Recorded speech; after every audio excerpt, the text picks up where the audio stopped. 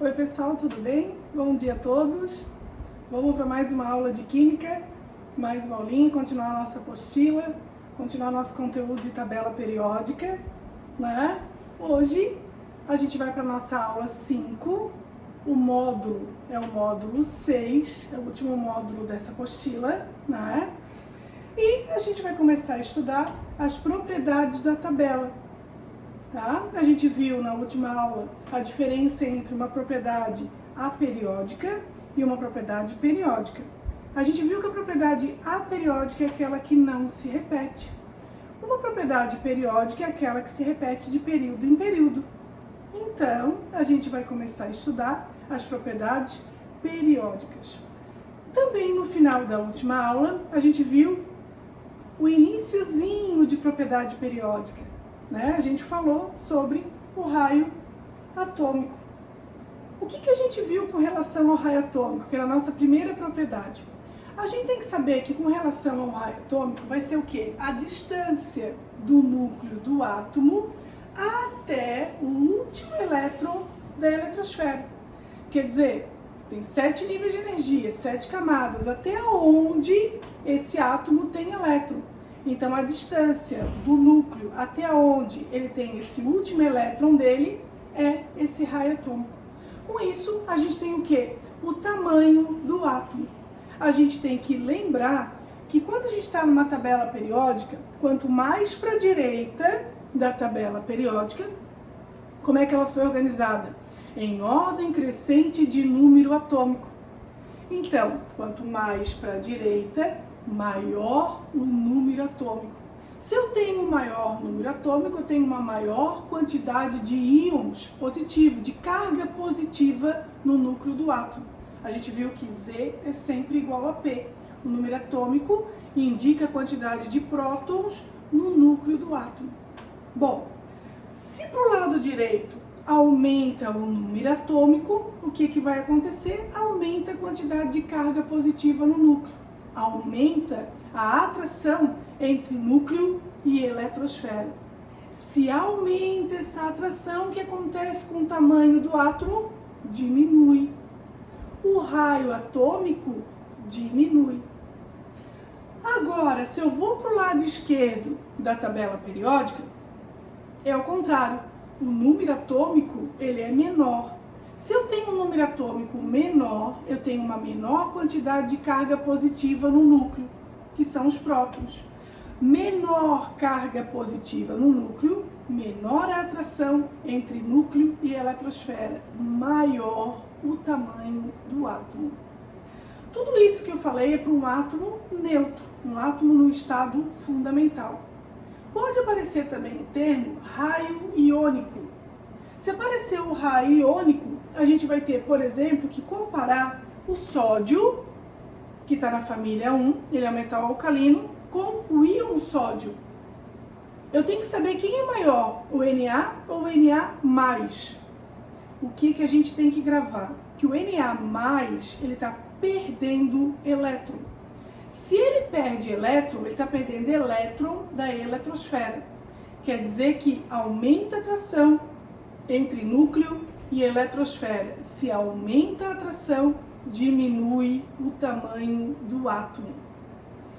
Para o lado de cá, se eu tiver que comparar um outro tipo de íon, agora negativo, cloro, estado fundamental, e cloro na forma de íon. O cloro menos, o Cl menos. Quem vai ser maior? Quem tem maior raio atômico? O Cl ou o Cl menos? Quando ele está na forma de Cl-, na forma de íon, ele está na forma de um ânion. Quer dizer que ele ganha elétron. Elétron está na eletrosfera. Então, está aumentando a quantidade de elétron, porque está ganhando um elétron na eletrosfera. Aumenta a quantidade de carga negativa. Se aumentou a quantidade de carga negativa, aumenta a repulsão entre as cargas que são iguais. Aumenta o tamanho do átomo. Como que a gente fez para gravar na última aula? Maior carga, quer dizer, aqui eu comparei o Na e o Na+, então Na+, menor átomo. Menor carga, Eu comparei o Cl e o Cl-. Cl- tem uma menor carga, maior o tamanho do átomo, maior o raio atômico. Isso é o que a gente viu no final da nossa última aula. Foi sobre tamanho do átomo, foi sobre raio atômico. A partir de agora eu vou falar de energia. Potencial de ionização. O que é potencial de ionização? É energia de ionização. É energia absorvida. O átomo tem que absorver uma quantidade de energia. Ó, aqui indica uma energia que está sendo absorvida. Ela aparece antes da seta. Pode aparecer uma quantidade também, tá? Quilojoule por mol, em eletrovolt. Uma quantidade de energia, tá? Antes da seta. O que significa? Que esse átomo neutro, ele absorveu uma quantidade de energia, ele está perdendo um elétron, se transformando num íon positivo que recebe o nome especial de cátion. Então ele absorve energia para perder elétron e se transformar em um cátion. Acontece o seguinte, esse átomo ele tem que estar no estado físico gasoso. Porque o que a gente aprende? Ele está absorvendo, ele já tem energia, né? Ele vive de energia, mas alguém está fornecendo uma quantidade de energia a mais.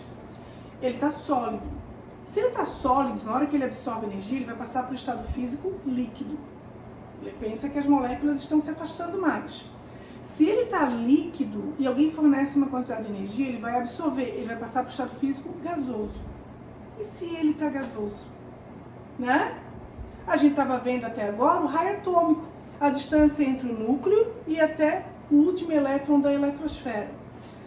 Então, o que vai acontecer? Se ele está gasoso, a gente considera que isso é um átomo mais isolado, né? Porque no gás eles estão mais afastados um do outro. A quantidade de energia que tem que absorver tem que ser maior para chegar ao ponto de perder elétron, porque já são átomos isolados. Quando eu falo dessa energia de ionização, essa energia absorvida, eu tenho que pensar que é o contrário quando eu falo do raio atômico. Quem tem o maior raio, que a gente viu que era o frâncio, é o maior átomo. Quer dizer que tem maior distância entre o núcleo e esse elétron da eletrosfera. Com um pouquinho de energia, é fácil o elétron pular os níveis que falta e saltar fora. Ele se transforma num cátion. Ele perde elétron. Porque é um átomo maior, tem maior raio atômico. Agora, se eu venho para o lado direito da tabela periódica, são os átomos que se encontram no estado físico gasoso. Então lembra, nitrogênio, oxigênio, cloro, flúor, os gases nobres, né? Estado físico gasoso. Ele já tem tendência em ganhar elétron, né? O que acontece aqui? A quantidade de energia que esses elementos vão ter que absorver do lado direito, que estão no estado físico gasoso, vai ter que ser muito grande. Porque ao contrário do raio atômico, eles são átomos muito pequenos. Eles têm maior número atômico, maior a quantidade de carga positiva no núcleo, maior atração entre núcleo e eletrosfera, que acontece com o tamanho, diminui. Menor o tamanho do átomo. Então, fica muito mais difícil arrancar elétron para os elementos que se encontram desse lado aqui. Tá? Esses aqui mais escuros e os gases nobres, ó. Porque eles são átomos pequenos, eles têm maior atração entre núcleo e eletrosfera, fica muito difícil da gente arrancar elétron. De toda a tabela, quem vai ter que fazer o maior esforço, né, a maior quantidade de energia, o maior potencial de ionização, a maior energia que vai ter que absorver para chegar ao ponto de perder elétrons e se transformar num cátion, é o hélio, é o gás nobre hélio. Porque do lado de cá são átomos pequenos, né, lembra? A maior atração entre núcleo e eletrosfera, é difícil de arrancar. Ele já tem a vida estável, a vida ganha, ele já é feliz. Então, ele não quer diminuir a estabilidade dele, não quer perder a estabilidade. Mas, se alguém chega e fornece energia, ele precisa de energia, porque ele vive disso, ele vai absorver essa quantidade de energia. Mas para chegar ao ponto de perder, vamos pensar que o hélio, a configuração dele eletrônica fica 1s2, o número atômico dele é igual a 2. né? Então, o que acontece aqui? Ele só tem elétron no primeiro nível de energia. Na hora que ele absorve, a quantidade de energia tem que ser muito grande, por isso ele tem um maior potencial de ionização, porque ele tem que absorver uma quantidade muito grande de energia, para o elétron pular todos os níveis e chegar ao ponto de saltar fora e ele perder elétron. Então, de toda a tabela periódica, o potencial de ionização ele tem que ser o contrário do raio atômico. Quem tem maior átomo, maior raio, é mais fácil de perder. A distância é maior entre o núcleo e o último elétron. Vamos pensar assim, aquele último elétron vai estar mais próximo para ele perder. Quem é menor, ainda está com a vida ganha, estável, é mais difícil. Tem que ter um maior potencial de ionização. Então aqui, ó, eu coloquei só para a gente comparar o tamanho do átomo. Agora eu não estou falando de um gás nobre, né? Coloquei aqui como metal, o magnésio. Um átomo neutro, ó, a distância é maior entre o núcleo e o último elétron. Aqui, ele está perdendo elétron. A partir do momento que ele começa a perder elétron, né, começa a aumentar a atração entre núcleo e eletrosfera. Agora eu estou falando de um íon, né, como se fosse um raio iônico. Então, o que acontece? A quantidade de energia, o potencial de ionização tem que ser maior, porque está menor, o tamanho do átomo está diminuindo, ele está perdendo elétron, está aumentando a atração, ó, o esforço que tem que fazer. Então, para o primeiro elétron que perde, ele vai ter sempre uma energia ou um potencial de ionização menor. À medida que ele vai encontrando estabilidade e ainda está sendo fornecida energia, ele precisa perder elétron, vai ficar cada vez mais difícil, tem que aumentar cada vez mais o potencial de ionização. Então, notem que aqui foi dado em kJ por mol, ó, o primeiro, 496, foi aumentando. Primeiro potencial de ionização, segundo potencial de ionização, terceiro potencial de ionização. Quer dizer, primeiro elétron que ele perdeu, segundo elétron que ele perdeu, ó, 1 mais, 2 mais, 3 mais, 4 mais, 5 mais. Olha a energia de 496, quando chegou no quinto elétron que ele perdeu, 2080. Aumentou muito. E aquele elétron que saltava fora, lá do último nível, quando ele perde, né? Ele não fica lá vagando no além, né? Numa ligação química, a gente sabe que um perde e o outro ganha elétron, tem esse tipo de ligação. E aqui, a afinidade eletrônica, não é mais a energia absorvida, agora vai ser a energia liberada. Acontece que para um átomo liberar energia, é como se ele estivesse pagando por essa energia, pagando por esse elétron, ele está liberando, ele está pagando para receber o elétron, para ganhar. Agora a gente vai ter na reação, ó, a quantidade de energia aparece no final, indica que ela está sendo liberada, então ele ganhou um elétron, ele se transformou num íon negativo, que recebe o nome especial de ânion, agora é o contrário do potencial de ionização. Não é mais energia absorvida, é energia liberada. Então, para a afinidade eletrônica, a gente também vai ter que ver o contrário do raio atômico. Então, o que a gente tem? Os átomos menores que aparecem para a direita da tabela periódica, eles têm maior tendência em ganhar. É mais fácil eles ganhar do que perder. Para perder é mais fácil para um átomo grande. Para ganhar é melhor um átomo pequeno. Desse lado, eu já tenho os átomos de estado físico gasoso, né? Então fica mais fácil, são átomos isolados. Então, quem vai ter a maior afinidade eletrônica é o flúor.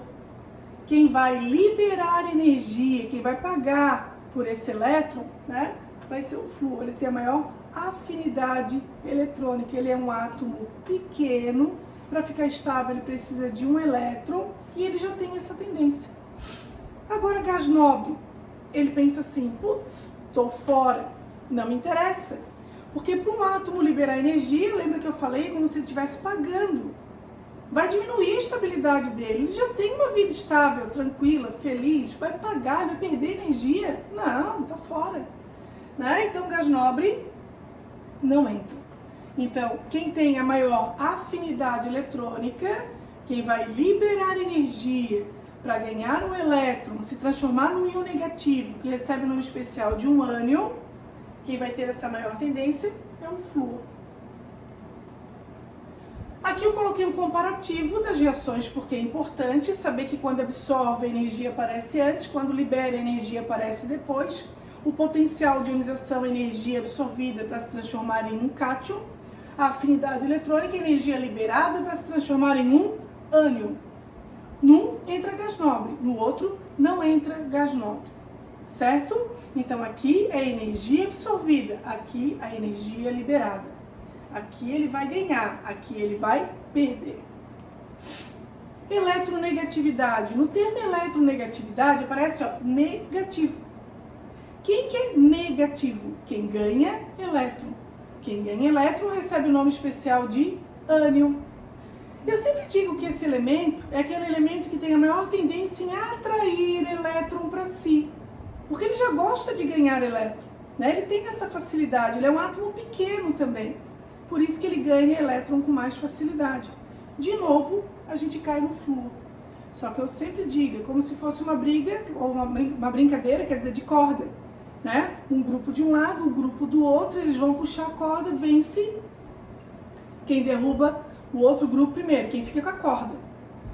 Quando nessa briga, nessa brincadeira, entra o flúor, ele é bem folgado, porque ele é muito forte, né? Ele já tem essa tendência, ele sempre ganha, ele já sabe.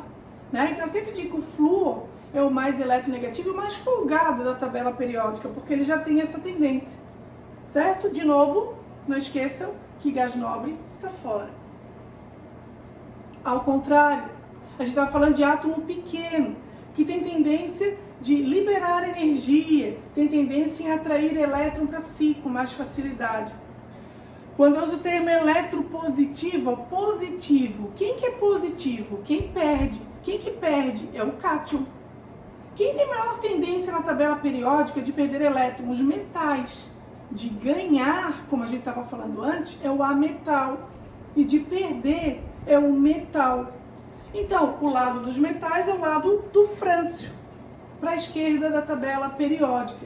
Então, eletropositividade, eu também posso chamar de caráter metálico, ao lado do metal, para a esquerda. O metal é quem tem maior tendência em perder, se transforma no íon positivo, que é o cátion. Para perder, lembra que tem mais facilidade o átomo que é maior, o átomo grande, maior raio atômico, distância entre núcleo e o último elétron. Nesse caso, a gente cai de novo no frâncio. Ele tem o maior raio atômico, maior caráter metálico, maior eletropositividade. Tendência em perder elétrons e se transformar num íon positivo. A eletronegatividade é o contrário do raio atômico, são átomos menores. Tá? A eletronegatividade é um flúor. Maior energia para chegar ao ponto de perder e se transformar num cátion, também um átomo pequeno e com estabilidade. Hélio é o gás nobre. A partir de agora, a gente vai entrar no que a gente chama de as propriedades físicas da tabela. E quais são as propriedades físicas? Densidade, volume atômico, ponto de fusão e ponto de ebulição. A gente começa com a densidade. E a densidade a gente sabe que ela é uma relação, tem uma fórmula para isso. Quantidade de matéria sobre o espaço que a matéria ocupa. Gramas por centímetro cúbico. Densidade é igual a massa sobre o volume. E nessa relação, a densidade ela vai crescer com relação à família de cima para baixo, com relação ao período das extremidades para o meio da tabela periódica. Quem tem a menor densidade da tabela periódica? O hidrogênio, que está aqui, e o hélio, que está aqui desse lado. Tanto é que a gente tem que lembrar que quando a gente vai no shopping comprar aquele balão bonitinho, de bichinho, que é bem carinho, sabe? O cara que está lá vendendo o balão, ele vai encher o balão com gás hélio. Se eu chegar em casa e eu solto aquele balão, ele fica no teto do meu quarto. Né? A gente compra e fala assim pro filho, olha, segura bem esse balão, né? Porque o balão foi caro. Se tu soltar no estacionamento do shopping, dentro do shopping, ele vai embora, tu vai perder o balão, né? Porque ele é menos denso, o gás hélio. Por isso que o balão vai embora, ou fica no teto do quarto. Então eu poderia pensar assim, né? Por que ele não coloca hidrogênio? Né? Baixa densidade, né? Por que não coloca o hidrogênio ao invés do gás hélio? Lembra que a gente viu que o hidrogênio, ele é um gás inflamável. Senão a criança vai explodir, vai voar junto com o balão. Não pode, né? Por isso que eles colocam o gás hélio. E as pessoas ficam brincando de fazer a voz ficar fininha, né? Agora, com relação ao período das extremidades para o meio, o elemento que a gente considera o mais denso da tabela periódica é o ósmio. É o elemento que aparece bem no meio da tabela periódica.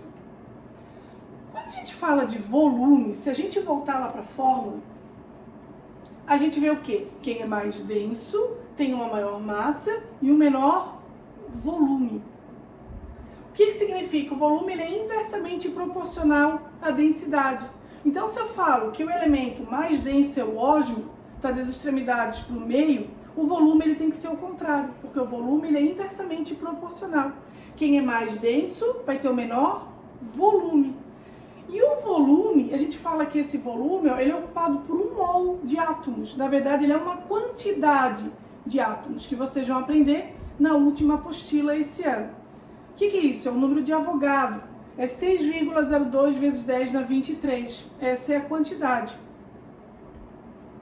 E vamos imaginar que o ósmio está aqui. O volume ele vai estar apontando para as extremidades, para o frâncio e para o radônio, do outro lado da tabela periódica. Vai partir do hidrogênio e do hélio. Então, de cima para baixo, do meio para as extremidades. Então, quem vai ter o maior volume vai ser os elementos da extremidade. Quando eu uso o termo ponto de fusão, ponto de ebulição, o ponto indica a mudança em temperatura em que muda o estado físico. Se for de fusão, de sólido para líquido. Ponto de ebulição, temperatura em que muda o estado físico de líquido para gasoso. Aqui é um pouquinho mais complicado.